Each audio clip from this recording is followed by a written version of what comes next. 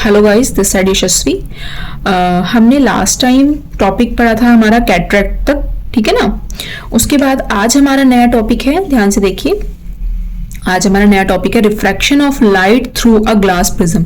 क्या हम लाइट का रिफ्लेक्शन करेंगे ग्लास प्रिज्म के थ्रू, ठीक है ना। हम एक ग्लास प्रिज्म लेंगे, उसमें हमारी रिफ्लेक्शन ऑफ लाइट किस तरीके से हो रही है वो दिखेंगे। अब क्या है, यहाँ पर जो ग्लास प्रिज्म है, जो आपको दिख रहा है ये ग्लास प्रिज्म है। ये ग्लास प्रिज्म आपका एक रिफ्रैक्टिव मीडियम की तरह काम करेगा, तभी तो रिफ्रैक्शन हो रही है, ठीक है ना। क्या करेगा, ये एक रिफ्रैक्टिव मीडियम की तरह काम करेगा। देखिए आप, मैंने क्या करा, यहाँ पर एक प्रिज्म ले लिया, ठीक है। ये प्रिज्म आपको दिख रहा है। अब यहाँ पर ये जो यहाँ पर रेज आई हैं, ये रेज आ रही है, इंसिडेंट रे आ रही है या रे आ रही है, ये आपका कौन सा मीडियम है, एयर है, तो ये कौन सा मीडियम है, रेयर मीडियम है। और ये अंदर की तरफ ये क्या है, आपका डेंसर मीडियम है, ठीक है ना, डेंसर मीडियम है। अब ध्यान से देखिए, अब ग्लास प्रिज्म में क्या होता है कि व्हाइट लाइट क्या करती है, प्रिज्म से एंटर करती है और वो स्प्लिट होती है, और जिस स्क्रीन पर पड़ती है, ये इस स्क्रीन को हम बोलते हैं स्पेक्ट्रम। क्या बोलते हैं स्क्रीन को हम, स्पेक्ट्रम, ठीक है ना। क्या था, व्हाइट लाइट गई, रेयर मीडियम था, ये डेंसर मीडियम है। डेंसर मीडियम में, अब डेंसर मीडियम में क्या होती है, नॉर्मल की तरफ टुवर्ड्स हो जाती है, तो इसलिए क्या हुआ, नॉर्मल की तरफ हो गई, बैंड हो गई।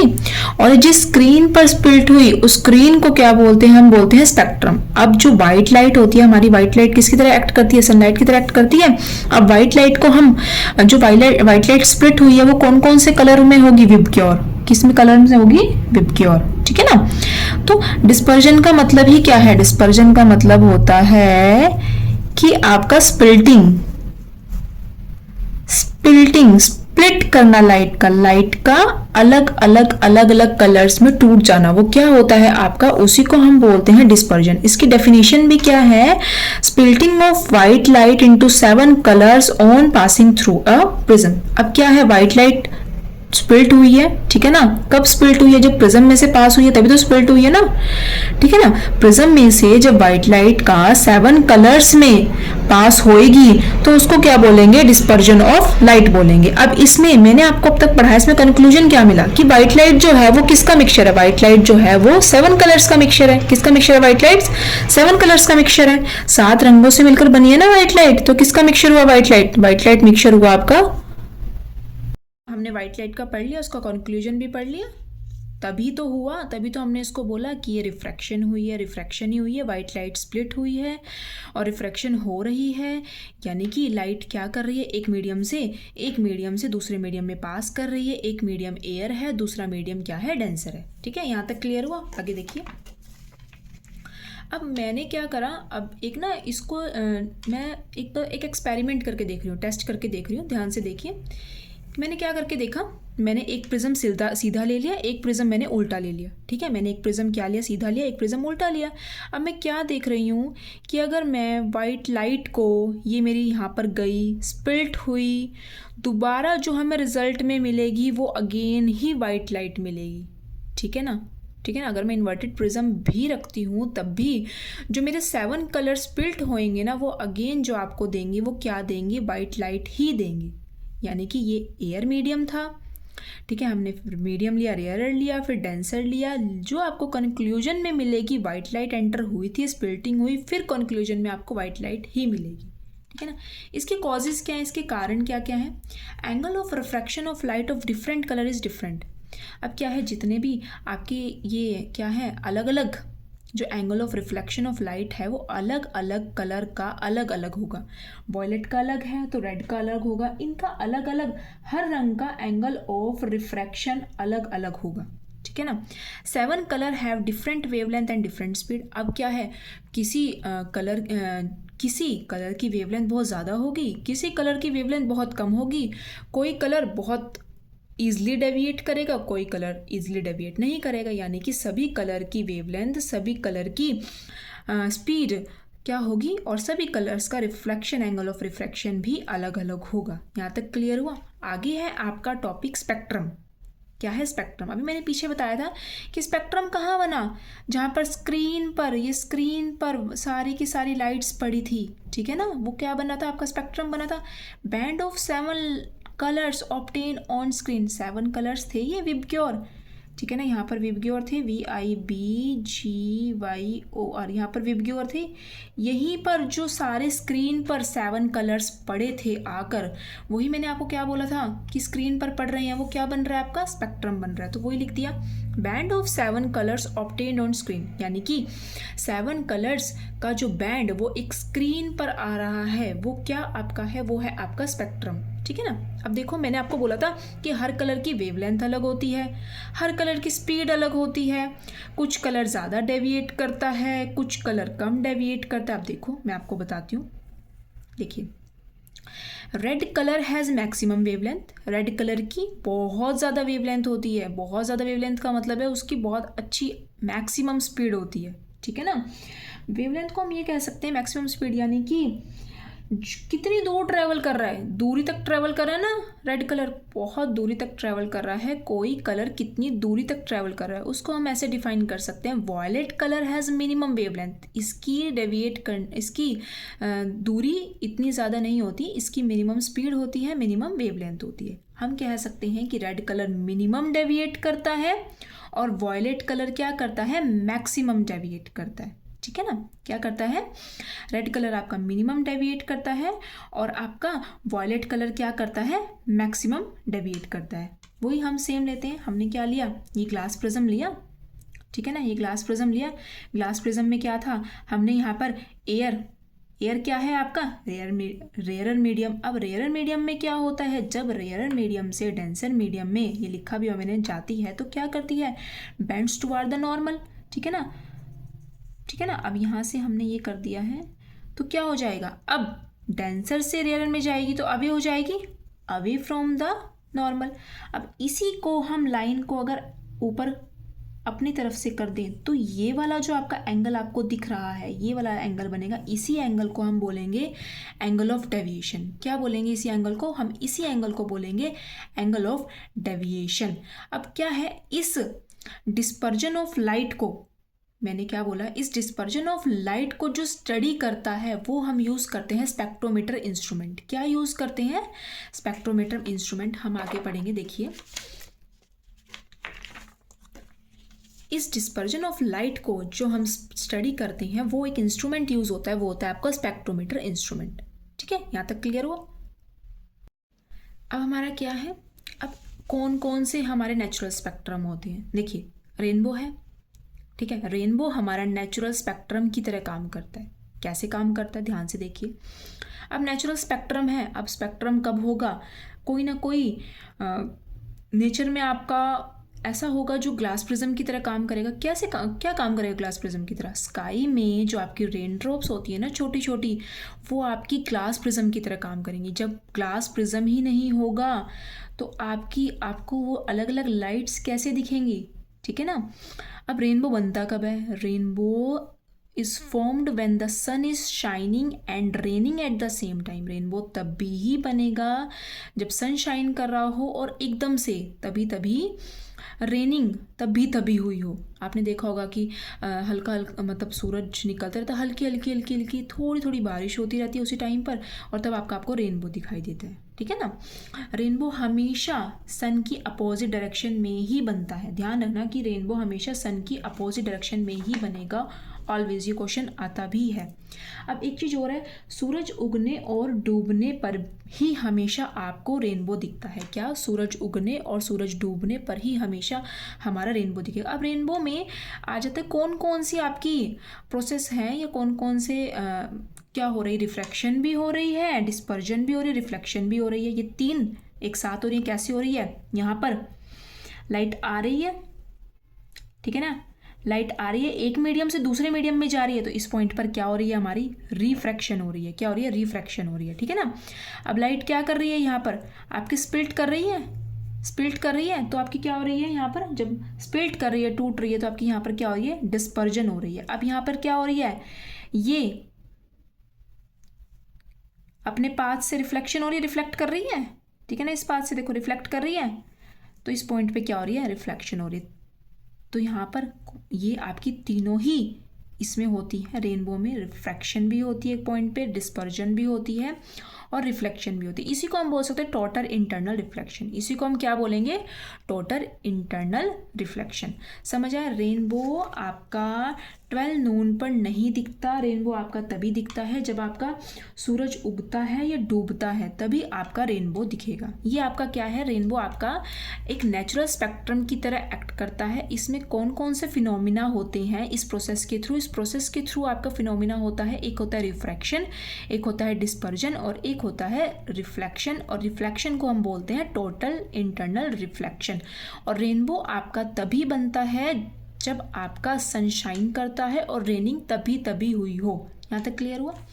अब आपका अगला टॉपिक है आपकी एनसीईआरटी में एटमॉस्फेरिक रिफ्रैक्शन। अब यहाँ से नाम से ही देखकर पता चल रहा है atmospheric refraction. It means refraction तो हो रहा है, लेकिन वो कहाँ हो रहा होगा? एटमॉस्फेयर में हो रहा होगा ना, एटमॉस्फेयर में हो रहा होगा। अब एटमॉस्फेयर में किस तरीके से हो रहा है जो इसका नाम एटमॉस्फेरिक रिफ्रैक्शन पड़ा, ये देखते हैं। ठीक है ना? ये आपकी क्या है? अर्थ है। ठीक है ना? यहाँ आपका डेंसर मीडियम है। अब यहाँ पर आपका अर्थ के यहाँ पर ये एटमॉस्फेयर है, यहाँ पर आपका डेंसर मीडियम क्यों है? डेंसर मीडियम इसलिए है क्योंकि यहाँ पर क्या है, आपकी बहुत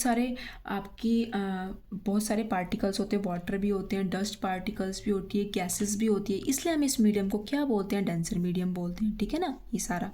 और ऊपर की तरफ आपका क्या है? वैक्यूम है। ये सारा क्या होता है? आपका रेयर मीडियम होता है। अब जैसे जैसे हम ऊपर जाते रहते हैं ना, ऐसे जैसे जैसे हम सरफेस के अर्थ से ऊपर जाते रहते हैं, हम ऊपर जा रहे हैं तो आपकी क्या है? डेंसिटी क्या है? वो डिक्रीज होती रहती है। अब डेंसिटी डिक्रीज होगी तो आपको क्या है? ऊपर जाने पे ऑक्सीजन भी ज़्यादा चाहिए। आपने देखा है ना कि आप ऊपर जाते हो तो आपको ऑक्सीजन की कमी हो जाती है और आपको ऑक्सीजन सिलेंडर लेके जाना पड़ता है, क्योंकि वहाँ पर आपकी डेंसिटी डिक्रीज होती जाती है, तो आपको क्या है? ऑक्सीजन भी ज़्यादा चाहिए। जो अपर पार्ट होता है एटमॉस्फेयर का, यहाँ का भी मैंने बोला ना वैक्यूम, ये रेयर मीडियम की तरह काम करता है। किसकी तरह काम करता है? ये आपका रेयर मीडियम की तरह काम करता है। क्या? तो यहाँ पर जो आपका रिफ्रैक्टिव इंडेक्स है वो कम होता है। अब रेयर मीडियम की तरह काम करता है तो वहाँ यहाँ पर क्या होगा? आपका रिफ्रैक्टिव इंडेक्स कम होगा। लेकिन जो आपका नीचे वाला पार्ट है वो डेंसर मीडियम होता है, ये वाला पार्ट आपका डेंसर मीडियम होता है। अब इसका रिफ्रैक्टिव इंडेक्स क्या होता है? इसका रिफ्रैक्टिव इंडेक्स बहुत ज़्यादा होता है। ठीक है? यहाँ तक क्लियर हुआ? आगे देखिए। अब मैंने आपको यहाँ तक बता दिया। अब सारा का सारा क्या हो रहा है? एटमॉस्फेयर में ही तो हो रहा है ना। मैंने आपको बोला एटमॉस्फेयर में ये रेयर मीडियम है, ये डेंसर है। ठीक है ना? जैसे जैसे ऊपर जा रहे हैं वैसे वैसे आपकी डेंसिटी डिक्रीज हो रही है। तो ये सारी की सारी रिफ्रैक्शन जो हो रही है ये कहाँ पर हो रही है? एटमॉस्फेयर में हो रही है ना पीछे। अब एटमॉस्फेयर में रिफ्रैक्शन हो रही है तो इट मीन्स तो इसका नाम भी तो एटमॉस्फेरिक रिफ्रैक्शन ही पड़ेगा, एटमॉस्फेयर में ही हो रही है ना। इसीलिए इस सारे उसको हम बोलेंगे फिनोमिना को एटमॉस्फेरिक रिफ्रैक्शन। अब एटमॉस्फेरिक रिफ्रैक्शन से हमें कौन कौन से कारण देखने को मिलते हैं? ठीक है ना? हमारी लाइफ में या हम बहुत सारी चीज़ें हैं phenomena due to atmospheric refraction. कौन कौन से फिनोमिना हैं जिनसे एटमॉस्फेरिक रिफ्रैक्शन होता है? पहला है आपका एपरेंट पोजीशन ऑफ स्टार्स। अब ये क्या होता है? जहाँ पर आप अपने स्टार्स को देखते हो ना, स्टार्स आपको वहाँ नहीं दिखते, स्टार्स आपको उस पोजीशन से दूसरी पोजीशन पर दिखते, वो तो उनकी एपरेंट पोजीशन होती है। ध्यान से देखिए, मैंने आपको बताया था ये आपका क्या है? अर्थ है। ये आपका क्या है? एटमॉस्फेयर है। ठीक है ना? ठीक है। अब ध्यान से देखिए, ये आपका डेंसर मीडियम है। ऊपर जाएंगे जैसे जैसे जैसे डेंसिटी डिक्रीज हो जाएगी, रेयर मीडियम होता जाएगा। ठीक है ना? ये आपका स्टार है। ये स्टार की क्या है? ओरिजिनल पोजीशन है। क्या है आपकी स्टार की? ओरिजिनल पोजीशन है। और स्टार्स वैक्यूम में होते हैं तो वो कौन सा मीडियम होगा? रेयर मीडियम होगा। ठीक है ना? अब यहाँ से क्या आएगी? यहाँ से लाइट आएगी। यहाँ से लाइट आई। अब यहाँ से लाइट आपकी स्ट्रेट लाइन में आई है, ये हमने नॉर्मल बना लिया। ठीक है। अब ध्यान से देखो, अब आपकी रेयर मीडियम से डेंसर मीडियम में आ रही है तो क्या होगी? जब लाइट रेयर मीडियम से डेंसर मीडियम में आती है तो वो टुवार्ड्स नॉर्मल की तरफ बैंड हो जाती है। हो गई नॉर्मल की तरफ बैंड। ठीक है ना। ऐसे ही ये प्रोसेस चलती रहेगी। फिर आपका क्या है, यहाँ पर रेयर मीडियम था, यहाँ डेंसर हुआ, फिर अगेन रेयर होगा मीडियम, फिर आपका डेंसर होगा, क्योंकि नीचे क्या है, डेंसर मीडियम ज़्यादा है। तो ऐसे ही आपकी प्रोसेस चलती रहेगी। और यहाँ से ऑब्जर्वर पे हम यहीं से, जहाँ से हमारा बैंड हुआ, यहीं से हम एक स्ट्रेट लाइन ड्रॉ करेंगे जो आपका एपरेंट पोजिशन होगा। इट मीन्स यहीं से ही आपको, यहाँ आपको स्टार्स दिखते हैं, लेकिन जो उनकी एक्चुअल पोजीशन होती है वो इनकी यहाँ पर होती है। ऐसा क्यों होता है? कुछ इसमें ऐसी रॉकेट साइंस नहीं है, सिर्फ इसीलिए होता है कि आपका लगातार मीडियम चेंज हो रहा है एटमॉस्फेयर में। क्या हो रहा है? लगातार मीडियम चेंज हो रहा है। अब क्या है, एटमॉस्फेयर में लगातार ऊपर जा रहे हैं तो डेंसिटी चेंज हो रही है, डेंसिटी चेंज हो रही है ना। पहले यहाँ पर मीडियम क्या था, वैक्यूम में रेयर था, फिर आपका मीडियम क्या हुआ, डेंसर हुआ, रेयर से डेंसर में लाइट बैंड हुई, फिर अगेन रेयर से डेंसर में हुई। लगातार आपका मीडियम चेंज हो रहा है, लगातार आपका मीडियम चेंज हो रहा है। तो आपकी ऑब्जर्वर की आई तो वहीं देखेगी ना जहाँ पर आपकी स्ट्रेट लाइन पाथ जा रहा है ना। तो वही आपकी क्या होगी, एपरेंट पोजीशन होगी। ठीक है ना। अब मैंने यहाँ पर लिखा भी है, ये चीज़ें आप ध्यान से देख लीजिए। इन डेंसर मीडियम में नॉर्मल सी बात है, डेंसर मीडियम में क्या होता है, रिफ्रैक्टिव इंडेक्स आपका क्या होता है, ज़्यादा होता है। ये चीज़ें मैंने आपको पीछे भी लिखी थी, देखिए ध्यान से, ये रहा। ठीक है ना। क्या है, रिफ्रैक्टिव इंडेक्स ज़्यादा होता है डेंसर मीडियम में, स्पीड ऑफ लाइट कम होती है। रेयर मीडियम में क्या होता है, रिफ्रैक्टिव इंडेक्स कम होता है और स्पीड ऑफ लाइट ज़्यादा होती है। इसका पूरा ये जो भी मैंने आपको फिनोमिना बताया कि जो स्टार्स हैं वो आपको ओरिजिनल पोजीशन के बजाय वो आपको एपरेंट पोजीशन पर दिखते हैं, ये फिनोमिना होता है एटमॉस्फेरिक रिफ्रैक्शन की वजह से। क्योंकि एटमॉस्फेयर में लगातार क्या है, आपका मीडियम चेंज होता रहता है। मीडियम चेंज होता है तो क्या हो रही है, लाइट की जो बेंडिंग प्रोबेबिलिटी है वो भी लगातार चेंज हो रही है। ये किसके कारण हो रहा है, ये आपका हो रहा है ड्यू टू रिफ्रैक्शन इन। अब आगे एक और है कि advance sunrise and delay sunset. ठीक है ना, ये भी आपका एटमॉस्फेरिक रिफ्रैक्शन की वजह से होता है। देखो कैसे होता है, sun is visible 2 meter before actual sunrise and 2 meter after actual sunset. 2 minute पहले ही दिखता है, 2 मिनट बाद तक दिखता रहता है सनसेट के। ऐसा क्यों होता है? सेम ये भी एटमॉस्फेरिक रिफ्रैक्शन की वजह से होता है। आप ध्यान से देखिए कि एटमॉस्फेरिक रिफ्रैक्शन जब मैं बार बार बोल रही हूँ उसकी वजह से हो रहा है, यानी कि एटमॉस्फेयर में ही लगातार क्या हो रही है, आपकी मीडियम चेंज हो रही है। सेम बिल्कुल डिटो उसमें भी सेम था। ये आपका अर्थ है, ये आपका एटमॉस्फेयर है, तो ये मीडियम डेंसर होगा। यहाँ पर आपका सन है, ठीक है। अब यहाँ पर आपका सन है तो ये क्या है, आपका रेयर मीडियम है। ये यहाँ से लाइट आई, ये आपका नॉर्मल था, नॉर्मल से टुवर्ड्स द बेंड आपकी क्या हो गई, बेंड्स टुवर्ड्स द नॉर्मल होगी। यहीं से मैं इसको पोजीशन को यहाँ करूँगी तो यहाँ पर आपकी ऑब्जर्वर की आई है, यानी कि 2 मिनट बिफोर आपको आपका सनराइज दिखेगा। क्या होगा, 2 मिनट बिफोर दिख गया। ऐसे ही सेम आपका सनसेट के थ्रू होगा। ठीक है ना। लगातार क्या हो रहा है, वही सेम फिनोमेना मैं बार बार रिपीट कर रही हूँ कि आपका लगातार रेयर मीडियम से आया है, डेंसर मीडियम में है, आपका bends toward the normal, medium आपका चेंज हो रहा है। ये मीडियम चेंज किस वजह से हो रहा है, ये मीडियम चेंज आपका एटमॉस्फेयर की वजह से हो रहा है। तो एटमॉस्फेयर की वजह से हो रहा है तो इसी वजह से क्या है, sun seen slightly higher than the actual position. ये किस वजह से हुआ, ये आपका हुआ ड्यू टू एटमॉस्फेरिक रिफ्रैक्शन की वजह से। क्लियर हुआ यहाँ तक? आगे देखिए, अब क्या है, ट्विंकलिंग ऑफ स्टार्स। अगला पॉइंट है ट्विंकलिंग ऑफ स्टार्स। स्टार्स जो है वो आपको ऐसे ट्विंकल करते हुए क्यों दिखते हैं? ठीक है ना। मैं अब इसको ध्यान से सुनना। यहाँ पर है आपकी अर्थ, ठीक है, यहाँ पर आपकी अर्थ है, ये आपका क्या है, एटमॉस्फेयर, वही सेम डेंसर मीडियम है। ये आपका स्टार है, ये क्या है, एक वन लाइट सोर्स है, यहाँ से आपकी लाइट आई, ये आपका क्या था, रेयर मीडियम, ये आपके डेंसर मीडियम में गई। ठीक है ना। लेकिन आपको जो यहाँ पर है ना, ये जिगजैग मोशन में, ऑब्जर्वर को जो रे यहाँ पर दिखेगी वो जिगजैग मोशन में दिखेगी। किसकी वजह से, नॉन यूनिफॉर्म मीडियम की वजह से यहाँ पर जिगजैग में फॉर्म में दिखेगी इस तरीके से, नॉन यूनिफॉर्म मीडियम की वजह से। अब ये नॉन यूनिफॉर्म मीडियम क्यों है, क्योंकि इस पार्ट में बहुत सारी गैसेस प्रेजेंट हैं, डस्ट पार्टिकल प्रेजेंट हैं, water molecules, vapour molecules present हैं। अब ध्यान से देखिए, मैं आपको यहाँ पे क्लियर करती हूँ। जब पूरी रे, यहाँ पे देखिए, जब पूरी रे आई में एंटर की, स्टार्स ब्राइट दिख रहा है ना। जब आपकी आईज में पूरी रे एंटर कर रही है तो स्टार्स ब्राइट दिख रहा है, पर कुछ टाइम बाद डेंसिटी क्या है, कंटिन्यू, मैंने आपको क्या बोला, यहाँ पर डेंसिटी क्या है, कंटिन्यू चेंज हो रही है। डस्ट पार्टिकल बढ़ते हैं, घटते हैं, या डेंसिटी ज़्यादा होती है, तो मीडियम चेंज होता है। तो रे अलग अलग जगह रिफ्रैक्ट हो रही है, ठीक है ना। रे यहाँ पर अलग अलग जगह रिफ्रैक्ट हो रही है, आपकी आईज में रे कम एंटर हो रही है तो स्टार डिम दिखेंगे, तो स्टार क्या होगा, डिम दिखेंगे। लेकिन कुछ टाइम बाद क्या होता है, अब रे आपकी आईज में ज़्यादा एंटर हो रही है, रेज आईज में ज़्यादा एंटर होती है, क्यों, क्योंकि ऐसा बीच में कभी कभी होगा कि आपकी डेंसिटी बढ़ रही है, कम हो रही है, ठीक है ना, ये लगातार होता रहेगा। फिर आपकी आईज में क्या होगा, कभी तो स्टार डिम दिखेंगे, कभी तो आपको लाइट डिम दिखेगी, कभी आपको लाइट ज़्यादा दिखेगी। तो ऐसे ही लाइट डिम और ऐसे ही लाइट ज़्यादा दिखने की वजह से क्या होगा, आपको स्टार्स में ट्विंकलिंग दिखेगी।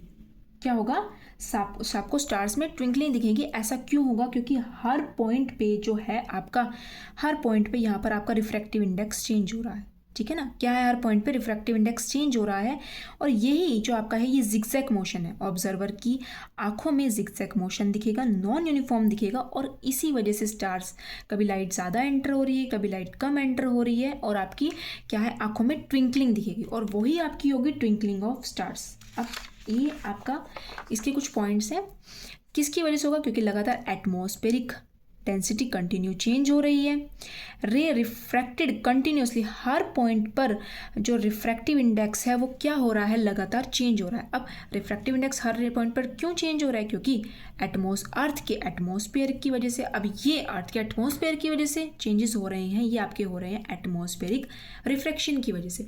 अब एक क्वेश्चन और उठता है कि स्टार्स तो ट्विंकल करते हैं, प्लैनेट्स ट्विंकल क्यों नहीं करते हैं। अब इसका रीज़न भी क्या है, planets are closer to earth than stars, planets बहुत क्लोज होते हैं अर्थ के स्टार्स से, ठीक है ना। एक हमें ऐसा मतलब ये कारण क्यों है कि वो ट्विंकल क्यों नहीं करते, प्लैनेट्स अर्थ के बहुत ज़्यादा क्लोज हो रहे हैं, एवरेज लाइट जो है उनमें वो सेम रहती है। इसका मतलब क्या है, इसका मतलब ये है कि उनमें हर जगह से, है ना, collection of large number of points हैं। Planets are collection of large number of points, size source of light, हर किसी के पास सोर्स ऑफ लाइट है, ठीक है ना। हर जगह से लाइट आ रही है, हर जगह से लाइट आ रही है। अब एक भी अगर इनमें से कम हो जाए, इतने सारे सोर्स से लाइट आ रही है, किसी एक से भी लाइट कम हो जाए तो कोई फर्क पड़ेगा, पड़ेगा ही नहीं। इतनी सारी लाइट फॉल हो रही है अर्थ पे, कांस्टेंट आ रही है, हमारी आंखों में कांस्टेंट आ रही हैं, कुछ में कम आ रही हैं, फिर भी फ़र्क नहीं पड़ेगा, क्योंकि काफ़ी सारी जगह से कांस्टेंट आ रही हैं, तो क्या है, वो अनचेंज रहती है। इसलिए हमारे प्लैनेट्स जो हैं वो ट्विंकल नहीं करते। रीज़न क्या है, बिकॉज ऑफ सनलाइट की वजह से। और प्लैनेट्स आर नॉट, क्योंकि वो प्लैनेट्स जो हैं वो एक लाइट का सोर्स नहीं है, ठीक है ना, वो क्या है, collection of large number of points हैं, साइज ऑफ लाइट है। इसीलिए यही कारण है कि प्लैनेट्स में ट्विंकलिंग नहीं होती। समझ आया यहाँ तक।